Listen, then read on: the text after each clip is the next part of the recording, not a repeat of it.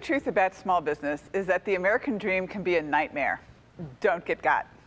I'm your host, Ruth King. Do you have an abundance of great ideas, but also some pressing demands? Which ideas do you pursue knowing that you have to do some things that take your time?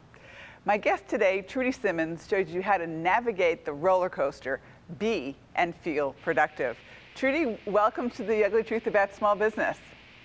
Thanks for having me, Ruth. I'm happy to be here. My pleasure. Now, tell me how you came up with the name Daisy Chain Group. That was bugging me, and I'm really curious about that. It was a weird day where I'd set up my own business. I knew what I was doing with the business, but everybody was saying, come up with a name, come up with a name. And I had this day where I was feeling really flustered and cross, and I had to do 15 things, and I was helping other people.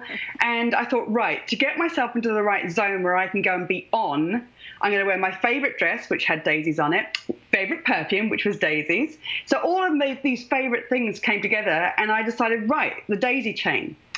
And then I realized that the daisy chain is something that's always been in my life because it's a symbol of fragility and strength, and flowers, which I love. Okay. And then I found out that in America, the daisy chain wheel in a machine is the cog that when that falls into place, everything else works. And that's exactly how I help people. And so it was formed. So why do you procrastinate?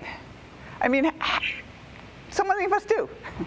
It's a phenomenon that goes on, and I think that it's asking yourself when you can realize that you are procrastinating, it's then asking yourself if there's something that you can't do, that you don't want to do, or that you don't know how to do. And when you can ask yourself those three questions that you can't do, don't want to do, or don't know how to do, then you can really see, okay, then do I need help? Do I need a resource? Or do I just need to pull my finger out and get on with this? And it's just working your way through that to see, okay, I know I'm procrastinating. What am I going to do about it? And I think as well that procrastination is a lot about protecting yourself. And sometimes that's about failure. It can be about success. It can be about growth.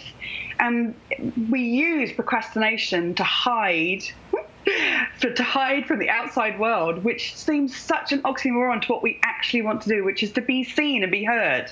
Right. So are you protecting yourself from something that is then making you procrastinate?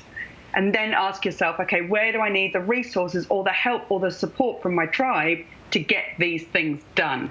Well, I just don't feel like doing it right now.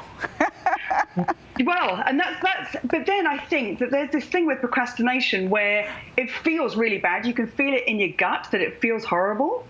And if you acknowledge that feeling and say, right, I'm procrastinating, I'm going to remove that sense of guilt.